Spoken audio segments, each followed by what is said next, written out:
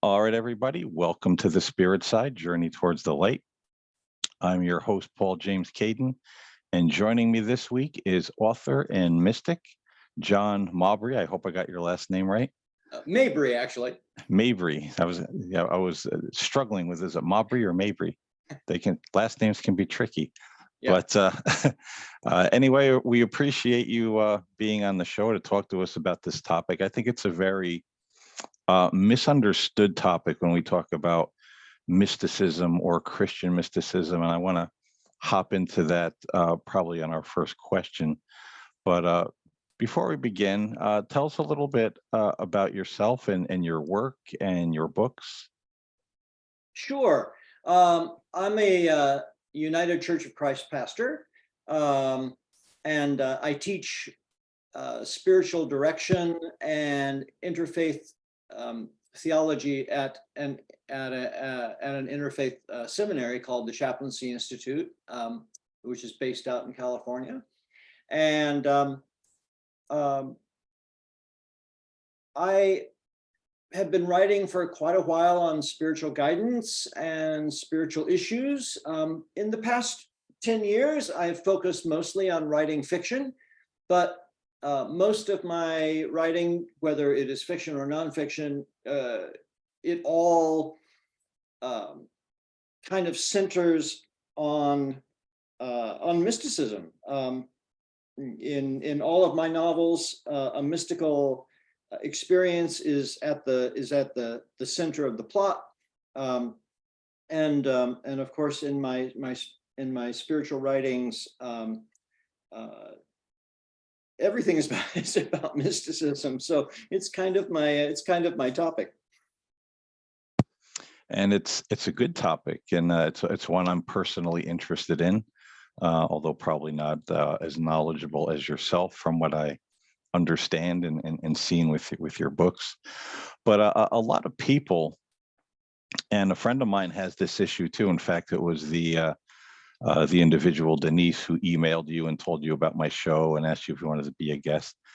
She had a Facebook page that was, about Christian mysticism, and all the people that joined that particular group, they were all the people who, when they see mysticism, they right away think, well, it's New Age, it's something to do with, the occult. And, you even hear a lot of Christians, particularly in the evangelical, circles, they'll say, well, mysticism, that's a New Age practice. That's not a Christian practice. So can you maybe at first clear this up for us? What is Christian mysticism? Is it New Age? How old is it? Is this a new practice that, Christians are just being weird with, as some, folks put it?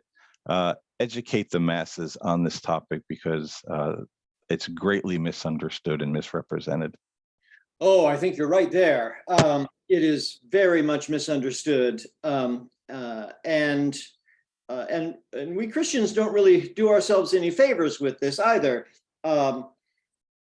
First of all, let's just define it, because a lot of people have a lot of different ideas about what it is, but it's actually very simple. Mysticism is the pursuit or the enjoyment of union with the divine.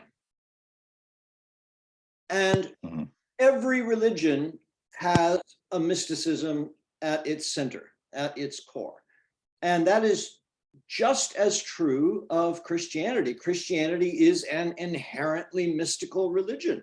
And this goes all the way back to the very beginning, when in the Gospel of John, Jesus says, I and the Father are one. You be in me and I will be in you. This is mystical language right here. This is mysticism. Our theology of baptism is mystical. Even evangelical theology is mystical. And let me unpack that a little bit. In our theology of baptism, when we are baptized, we are made one being with Jesus. That everything that belongs to Jesus becomes ours, and everything that's ours becomes his in the act of baptism. So when we are baptized, we join the body of Christ, which isn't a metaphorical concept. It's a living reality. It is the it is the sum total of everybody who has been united to Jesus, who is now his living body on earth. That's mysticism, because in the act of baptism, we're made one being with this deathless being. All that is ours, including all of our sin and all of our gifts, becomes his. All of everything that's his, including his immortality and his divinity and his resurrection, that all becomes ours. That's mystical theology right there. When evangelicals say, if you want to be saved, all you have to do is pray the sinner's prayer, ask Jesus into your heart, and the Holy Spirit will fill you. So if the Holy Spirit, who is God, is now filling you, that is union with the divine. That's mysticism. Right. And going all the way back to the writings of the early church fathers, their theology was deeply mystical when they talked about in the act of incarnation, Jesus, God through Jesus joined himself with the whole of the created order, never to be separated again. And so this is the theology of the cosmic Christ. And we just celebrated the feast of the Ascension, in which Christ rose to fill all things. That's mysticism, right there. Right. So you can't have a non-mystical Christianity that has any integrity as Christianity. Christianity is an inherently mystical religion. And the problem with the label of mysticism is, first of all, that it's misunderstood. When you come down to exactly what it means, all Christians will agree with this. Depending on their theologies, Christians have different theologies, but at the core of every variety of Christianity is a mysticism, just as at the core of every religion is a mysticism. And I've just lost my train of thought. I was going somewhere with this, but I'll think of it again. Anyway, we'll leave it there until I do. All right. Yeah, that happens. The older we get, it's just there 1 minute, gone the next. It's so true. It's so true. But I like what you said, that even, the evangelicals, is a form of mystical Christianity, because you hear many of them talk about, they have the experience of, visions and dreams, or seeing angels, these very spiritual experiences. And correct me if I'm wrong, but these are mystical experiences, that the ancient Christians, wrote about. They talked about, being part of that union with God. Like you said, everything that belongs to Christ belongs to us, and vice versa. Yep. So we're walking kind of in that mystical landscape, or at any moment, those lines could blur, and you're kind of tapping into something, from the other side, so to speak, that's not necessarily a part of our material world. So those are essentially, in my thought, mystical experiences that you're having, dreams, visions, visitations, whatever the case may be. Well, sure. Even just hearing the still small voice is a mystical experience. This is, just feeling a nudge from God, or having a vivid experience of prayer. These are all mystical experiences. But now I remember what I was going to say. So sorry about that. I think one of the problems with the word mysticism is that it's distancing. When you say, let's talk about mysticism, I want to talk about intimacy with Jesus, because that's what mysticism means to me. But the word mysticism doesn't call up these, this idea of intimacy so much as kind of a clinical category. So I don't find it a helpful word sometimes, because my work as a pastor, my work as a novelist, and as a writer is, and as a spiritual director, is wanting to move people toward that intimacy. And if people are just saying, yeah, well, I'm just interested in mysticism, I'm not sure what they mean by that then, because that's, it can get in the way of a person's, actual intimacy with God. Yeah, I agree. And, it's interesting while you were talking, the word mysticism. And I saw someone a couple of months ago. This is a person that, converted from New Age to Christianity. Uh-huh. And they had a video out talking, she's one of these folks that, everything is greatly suspect of being, from the dark side type of thing. And she said in one of her statements that she's running down, all these things that are New Age and occultic. And she said, and I want to tell people out there, you have to be very careful, with some of these practices that the church says is Christian, one of them being centering prayer. She's like, this has nothing to do with Christianity. This is an occultic New Age practice, and you're going to do nothing but open the door to demons. And I did just that hand to face when I heard that. I was like, oh my gosh, Right. Has this person ever heard of Hezekiah? The tradition of meditation in the Eastern Orthodox Church. I mean, how far back does that go? That's, that goes back at least to 3rd, 4th century. Yeah, and that's something I realize being, coming out of an evangelical background, is that the true Christian history was either not talked about, or it was kind of like replaced with ideas of their personal theology. And I think that's part of the problem, from a lot of the Protestant, evangelical corners, is that they've never even heard of it.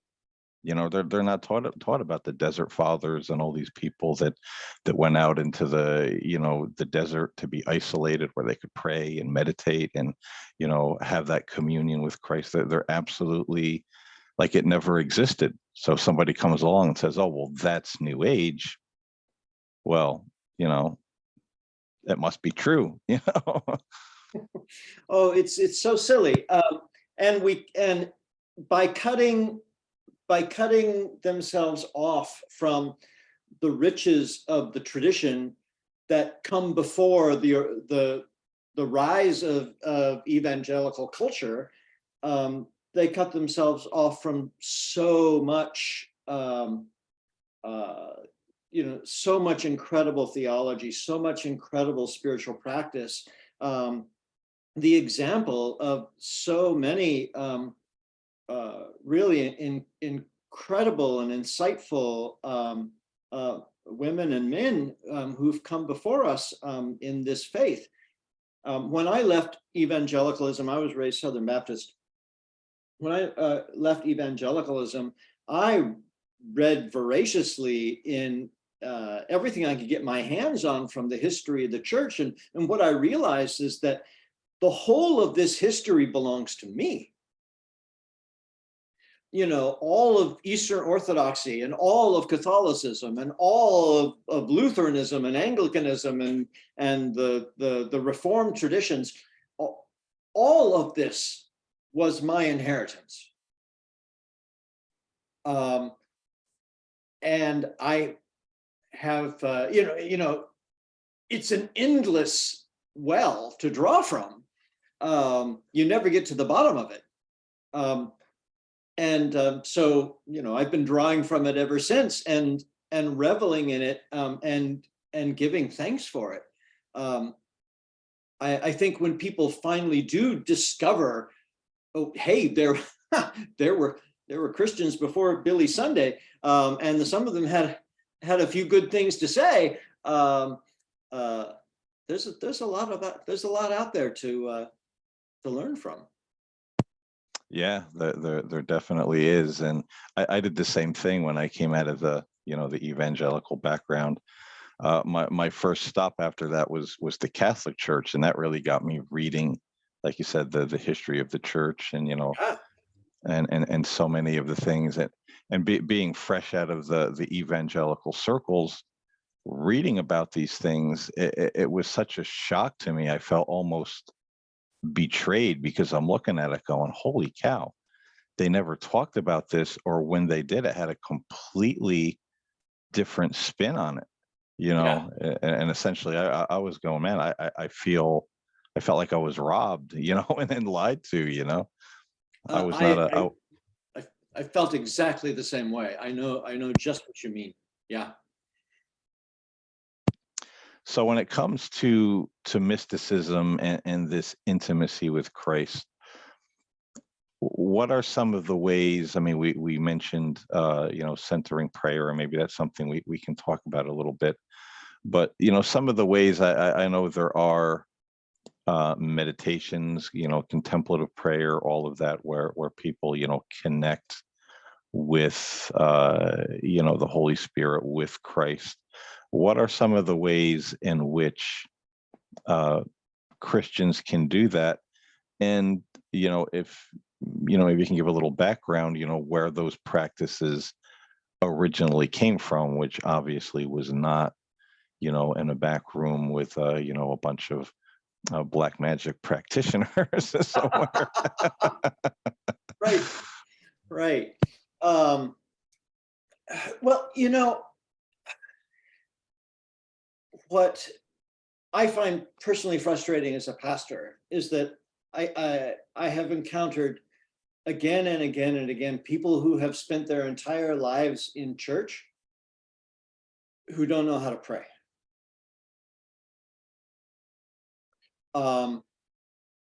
We don't teach people how to pray.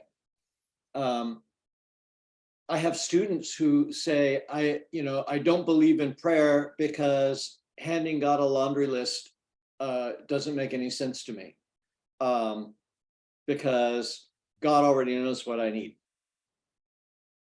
And I'm thinking, wow, what a really, really narrow definition of prayer. And yet that's pretty much the only model of prayer that a lot of people have seen, is just petitionary prayer. I think anytime that you can consciously and intentionally be in the presence of God, and that isn't hard, right? Because Christ is ubiquitous. God is everywhere. We don't have to go far to run into God.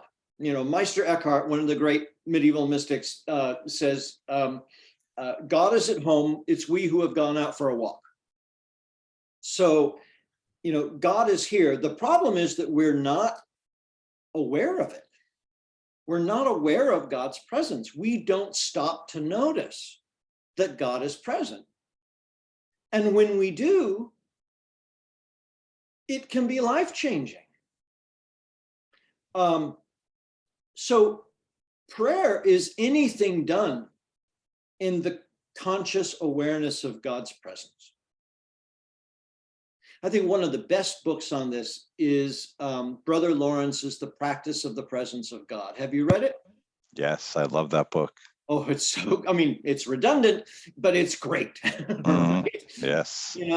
And for your listeners who haven't read it, Brother Lawrence was a soldier who basically wrecked his body and joined a monastery, but he thought, he had some influence in the world, and they put him in some kind of leadership, and instead they made him wash the dishes.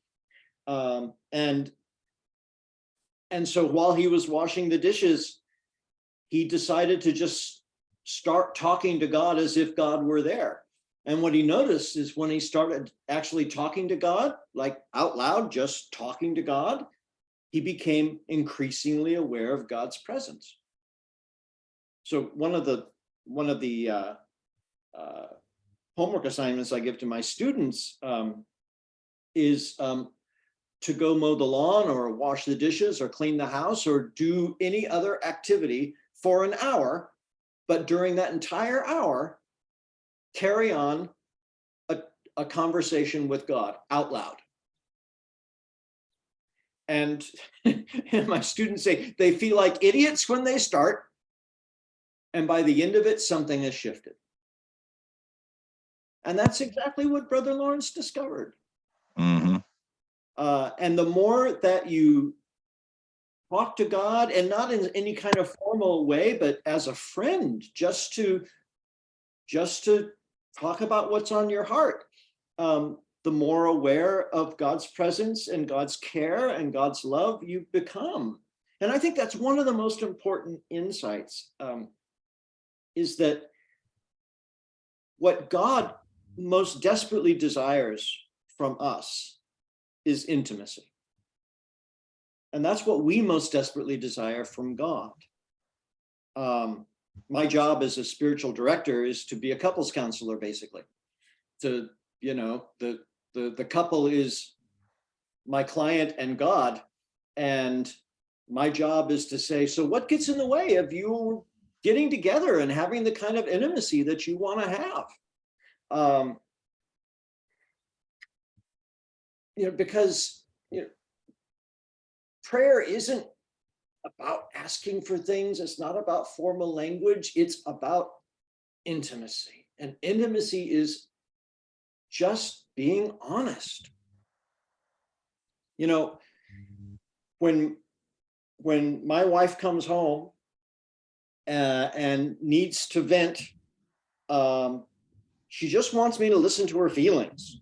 She doesn't want me to fix anything. She doesn't want me to do anything. She just wants me to hear her. And when I sit down to prayer, that's what I want too. I don't want God to fix anything. I don't want God to do anything. I just want God to hear how I'm feeling. And I want to have some sense about how God is feeling. And that's intimacy. That is the most fulfilling kind of prayer that we can have. And have you noticed, John, that this is something that I noticed pretty quickly when I got out of the habit of, like you said, taking God, the laundry list, just talking to God. Because I remember I used to do that when I was a kid. Yeah. Before I even had a concept of who God was. My family wasn't really religious, but I had this feeling of like someone around me that was watching over me, and I would talk to it. And it was my grandparents that first introduced me to this concept of God. And I was like, oh, God, that's who it is. And I had this great relationship until I was about maybe 11 years old when my parents first took us to church. And I remember talking to the pastor in this little Methodist church about how I talk to God. And, he was the classic guy with the big booming voice. And he said, that's not how we talk to God. And you have to be careful because you may be entertaining, the devil when you do things like this. So right away I was like, whoa, he knows better than I do. So I'm gonna do it his way. So it took me a long time to get back to that. Yeah. But what I noticed is just talking to God, like a friend, like he's there, taking a minute every morning just to give thanks for the presence of God in my life and center myself in that. Think about that for a minute. Yeah. The verse comes to mind, seek ye first the kingdom of God and all these other things will be added onto you. Mm-hmm. I didn't have to ask for anything. It just happened to fall into place just through, not that God's going to give you $1 million or your wish is his command. But I found that those little things, many of them that I normally would have taken with the laundry list, just naturally fell into place. I didn't have to go and say, oh God, help me with this. Oh God, what am I going to do? Oh God, provide this or make a way here. And even if it didn't, even if that way didn't open up, then, well, probably the first biggest change I noticed is that being grateful and centered in that presence of God in my life is enough. Yes. I don't need the other stuff, and it doesn't matter what befalls me in life. I'm okay because I have all the riches I need. So there was a big shift in those two areas in my personal prayer life and relationship with God. Oh, and, and what an important shift. Yeah, that's lovely. Thank you so much for telling me about that, Paul. Yeah, I think it's when I see a lot of people with the laundry list, or it's just a list of do's and don'ts. What must you do to be saved? Mm-hmm. And it's sad because when you approach people and say, well, let's just unpack this for a minute, they're so indoctrinated or so fear-based in their theology or their belief system. You sometimes say, geez, if Jesus himself appeared before them and said, well, calm down a little bit, you don't really need, they probably say he was a demon masquerading as an angel of light. Probably And so. Yeah, and that um, that dichotomy between love and fear is really what kind of forced me out of the whole evangelical camp back when I was in college, because I realized that I I can either love God or be afraid of God, but I couldn't do both. mm-hmm, exactly. Yeah, and I think some people are so afraid of God um, that loving God is actually impossible. Mm-hmm. If And you're afraid you're going to be struck down if you make a wrong move, that's not love. no. And that was one that pastor who told me not to talk to God that way. I remember one of his early sermons. I remember being right in the front row with my parents, and he starts off his sermon by saying, a loved one dies of cancer, a neighbor has a tragic accident, you come down with the cold or the flu or an illness. Why do these things happen? Well, they happen because we sin. And this is God's way of giving us a spiritual spanking. And I remember when I heard this, I was like, oh no. And I remember for years after that, whenever I would get, a cold or the stomach bug, I'm a kid, even into my teen years, I remember sitting there laying in the bed going, gee, I wonder what I did, to like tick God off, that I'm, sitting here like running to the bathroom to throw up every 5 seconds, and that was something that really stuck in my mind and really affected that relationship for a lot of years, Yeah. Until there was that turning point where I just said, I got to get back to that purity. I feel that I'm not connecting with God in a real way. Like you said, it's I'm more afraid of God or what He's going to do, and I feel compelled to say, if there's anybody listening to this podcast and you're in that fear of God, the things you have to do or not do, or you're going to go to hell or compromise your salvation, when you have that connection, that love of God, that relationship, you are a better person because you want to be, not because you feel you have to be. Yeah. And there's a major difference in saying, I love you and I'm going to be a better person, for you, or you make me want to be a better person because I want to be in your presence, as opposed to, I'm going to try to be a good person because I'm afraid of what you'll do to me. Major difference Yeah. and you'll be a better person, because fear isn't going to reform anybody. It just over time makes us bitter, more critical. And I think that's why we see so much of that in Christianity, where they're just, attacking and judging and tearing other people down, even other Christians, because it's the fear. The love has been blocked up behind the wall somewhere. Yeah. Yeah. And the real tragedy is that we never actually feel loved by God. Yeah, that's absolutely. what heals all of that spiritual wounding that we got in church when we when we were kids and when we were young adults. It's really being loved that helps us heal from all that. I wanted to tell you about the prayer practice that has meant the most to me. Yeah, awesome. Because there's a lot of really good ones. But Saint Ignatius of Loyola came up with this prayer practice that in which you hear a story from the New Testament and then vividly enter that story in your imagination, and pay attention to what you're hearing, what people are saying around you. So it's like take for instance the feeding of the 5,000, right?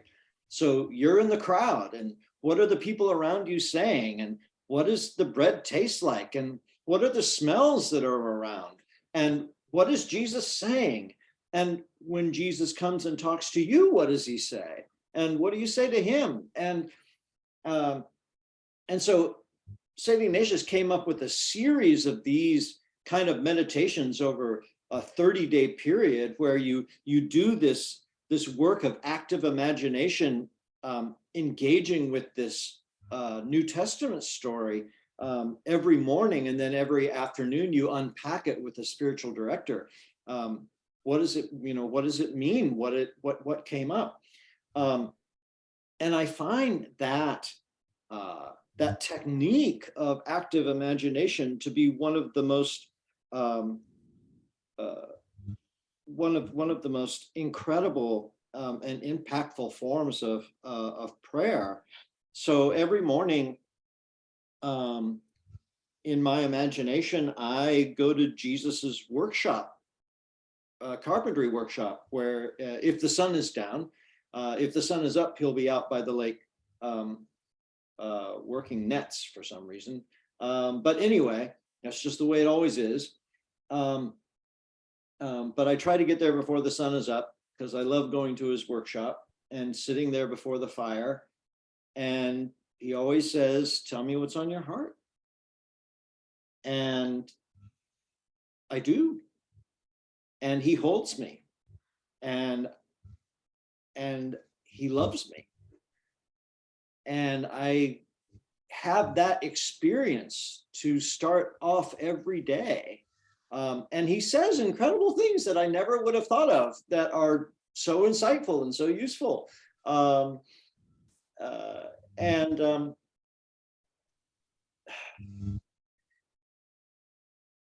What I think people don't understand about the imagination is we think that if something's in the imagination, that it's frivolous. That if it's in the imagination, that it doesn't count somehow. But in fact, the imagination is an organ of perception. What the imagination shows us is real, because if I believe God can hear my thoughts, then when I am in that workshop and I am talking to Jesus, I am really talking to Jesus. And when Jesus talks to me, I believe Jesus is really talking to me.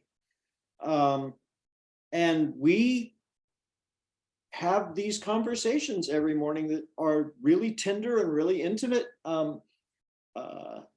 and really healing.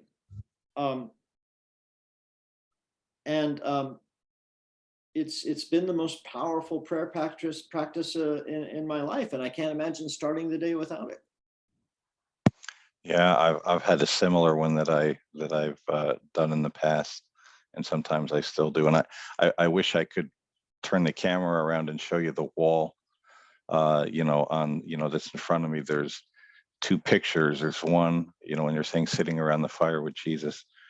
There's one picture of Jesus around a campfire at night with the 12 sitting around him, Mm, mm. and then the other is Jesus and the apostles on the beach looking over the ocean, and there's the sunset with a little boat going. So Oh, that's so marvelous. Yeah. yeah, I'll have to take a picture of the pictures and email them to you when we're done, so you can see. Please I do. I would so love that. Yeah, there's sometimes when I do that similar kind of meditation, I'll kind of project into one of those scenes, because it's the reason I got them, because Yeah. they matched so much of my little meditations, like you have. And mine is usually outside around the campfire. And like you said, the things that are said in those moments, you come back and you're like, wow, I couldn't have made that up, because, well, I didn't think of it, till now. Right, right. Yeah, yeah. But in those conversations, we experience real intimacy with Jesus. They don't have to be profound, just like your conversations with the people you love the most day in and day out don't have to be profound. They can just, attention is the most basic form of love. And just to give Jesus my attention, and just for him to give his attention to me, there's real love there. That's prayer. Yeah, and it's one, as I said, I hope a lot of people that listen to this show will kind of take on, because it's life changing, Yeah. rather than feeling always in that fear or that place of lack where you always have to go to God and say, well, give me, give me, give me. Yeah. And we have that whole prosperity gospel that, God will give you whatever you want if you have enough faith, or you tithe enough. We don't need all those things. No. And In and if fact, they're a hindrance. yeah, if you think that's what's going to bring you happiness, I mean, if you're blessed where you start a business and you make a lot of money and all that, great. But I think that kind of prayer, that Christmas list that we that we give to Christ, it conditions us even more in the materialistic society Yeah. to say, well, I'll be happy if I had that, if I get that. And so it's very, I think, detrimental to real faith and connection with God, where the joy of the Lord is your strength, not the Maserati, not the $1 million, not the new job or the big house or whatever it is you think you need. You Yeah. know, because when you leave this world, you're not taking it with you. You're taking one thing with you, and that's your faith and your love. All the people, I don't know if you've read about near death experiences, they've all come back and said it's all about the love. That's what we're here for. Mm-hmm. Mm-hmm. Love God and love our fellow man. Everything else is just radio static, in the background. Yeah. Yeah. So we're closing in on our a little over half hour, but any parting words on mysticism or intimacy with God that you want to share with folks? Well, sure.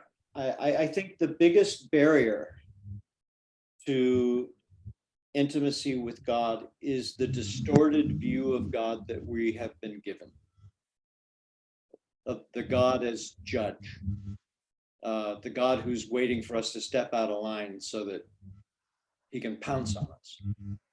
Um, I, I feel like we've done a terrible job in Christianity of teaching not just the faith, but teaching about God, and that we've slandered God terribly.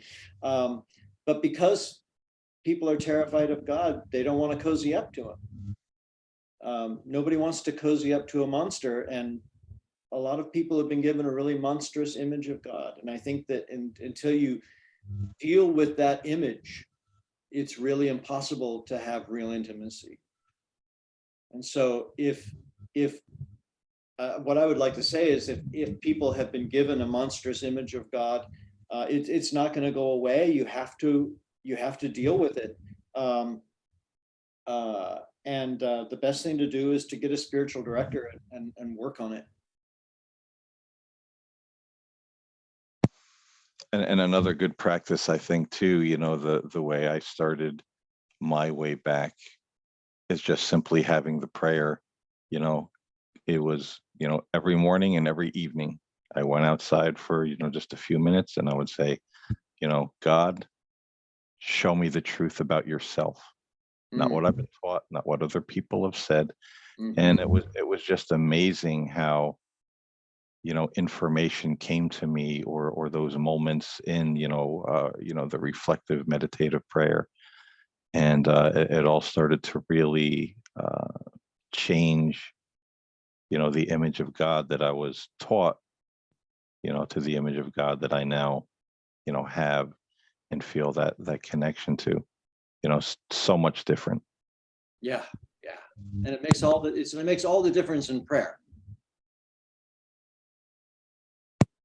That it does. It absolutely does. So anyhow, John, I really appreciate you taking time to have this conversation. This was awesome. It was enlightening. I think people really enjoy this. I think it's a much needed conversation. It needs to be out there for people to find in their perusals of, spiritual searching. And, I really appreciate it. Thank you so much. I wonder if I can leave you with a song. Sure. Go right ahead. This is called Picture of You. And I think it goes to the heart of what we've just been talking about.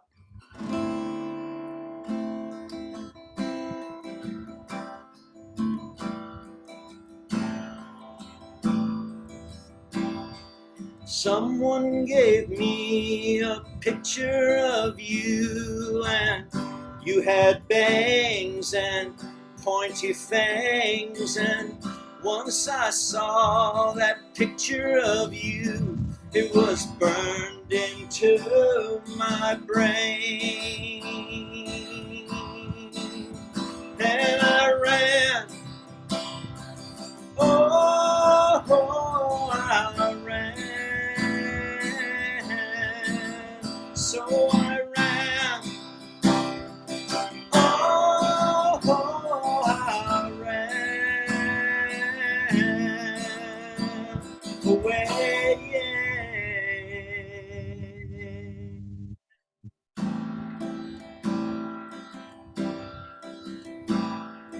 I've been afraid of talking to you, all sort of flamey, all kind of shamey. I've been afraid of talking to you, so I talk to myself instead. And I ran, I ran, and I ran, I ran away.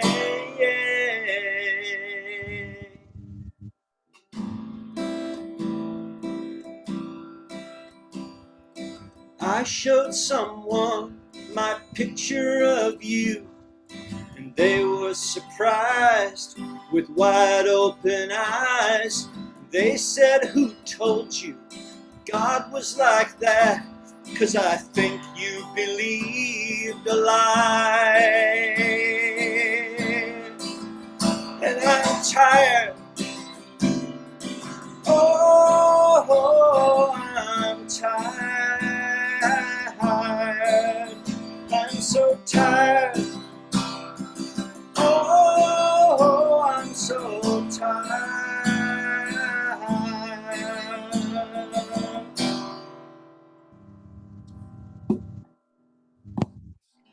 go. I threw away my old picture of you. With shaking hands I could barely stand.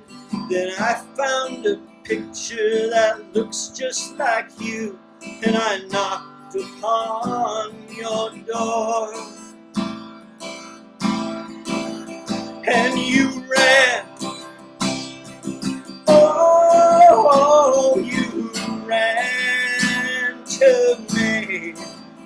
And you ran, oh, you ran to me. And you kissed me, oh, you kissed me. And you loved me, oh, Jesus, you loved me so good.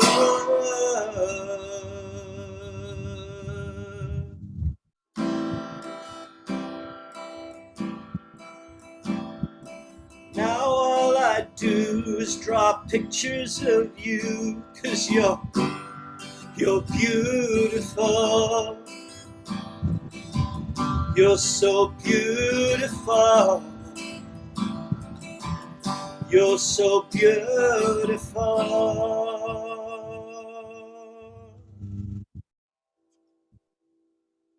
Awesome. And that was the first time we ever had a live performance on the show. Oh, that's great.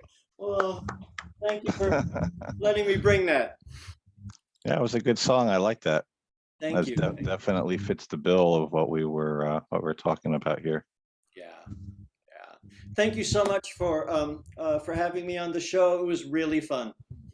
It was, and with your singing voice, I'm going to expect you to form a Christian progressive rock band and put out a.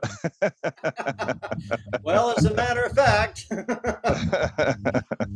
I'll send you some links. All right, awesome. So thanks again, John, and I hope everybody enjoyed this show. Very awesome, I feel, spirit-filled conversation here. So everyone, thank you for watching, and I'll see you again next time here on the Spirit Side. God bless everyone.